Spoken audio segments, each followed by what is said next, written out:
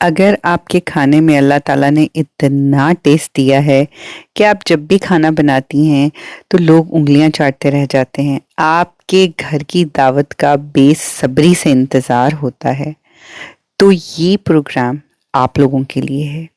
मैं एक ऐसा शो लेके आ रही हूँ जिसमें आपके ही किचन से आपकी ही बनाई हुई डिश आपकी ज़ुबानी बताई जाएगी और आपके हाथों से बनी हुई डिश आप खुद बना के बताएंगी कि ये आपकी पसंदीदा डिश है और आपने बनाई है।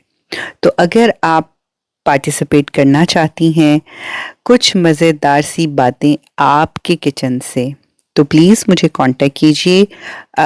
आप लोग मुझे इंस्टाग्राम पे कांटेक्ट कर सकते हैं, मुझे टिकटॉक पे मैसेज कर सकते हैं। तो हम आएंगे आपके किचन में आपके हाथ की बनी हुई मज़ेदार सी डिश की रेसिपी लेने। तो स्टे ट्यून और कांटेक्ट करना ना भूलिएगा।